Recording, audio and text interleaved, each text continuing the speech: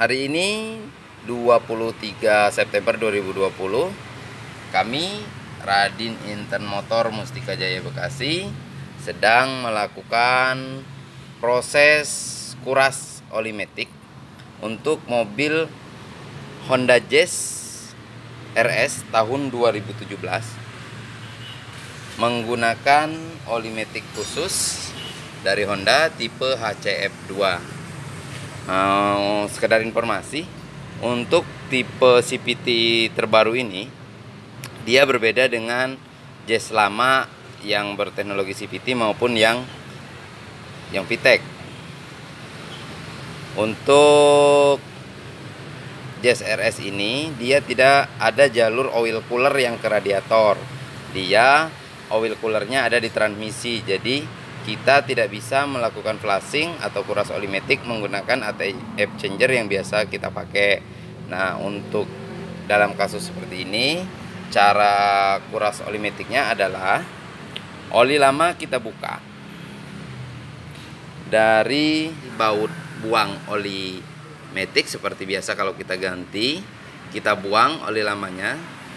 Warna oli barunya seperti ini ya, cenderung agak bening, agak kuning sedikit. Setelah oli lama kita buang, ini oli lama kita buka, kita keluarkan, warnanya udah hitam pekat begini. Yang tadinya bening seperti saya lihatkan tadi, warna oli matic lamanya udah sekotor ini. Nah, cara flushingnya itu setelah oli kita buang, pasang lagi baut buangnya, kita tuang lagi olinya sebanyak 3,5 liter atau 1 galon. Ini memang pas ya, 3,5 liter khusus untuk HCF, jadi kita nggak usah nakar-nakar. Setelah oli baru kita masukkan, kita akan nyalakan mesin.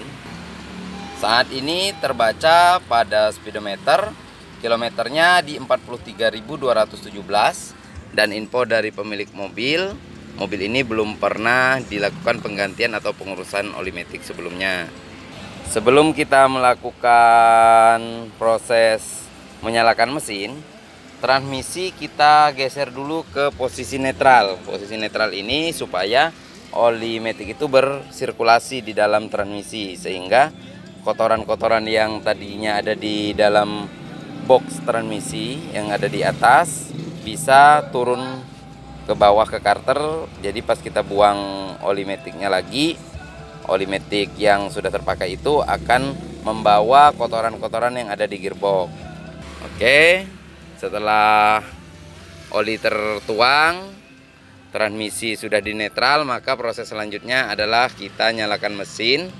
Nah, selama proses ini kita hitung sebagai proses sirkulasi ya. Proses ini kita jeda waktunya kurang lebih 5-10 menit. Jadi nanti kita akan lanjut ke proses selanjutnya. Ini adalah oli lama yang keluar dari transmisi sebelum kita flushing. Setelah melakukan proses sirkulasi sebanyak 3 kali atau menghabiskan 3 galon oli, warna oli matic untuk Honda CVT HCF2 nya itu udah kelihatan jauh berubah ya. Ini adalah botol untuk oli keluaran pertama, dan ini adalah oli untuk setelah proses sirkulasi ketiga kita melakukan kuras oli matic. Bagi teman-teman pengguna mobil HRV maupun Honda Jazz, bisa melakukan proses kuras oli matic atau flushing oli matic seperti yang kita videokan ini.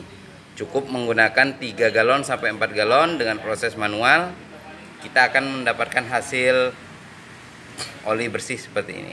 Terima kasih atas kesediaannya menonton video kami sampai habis.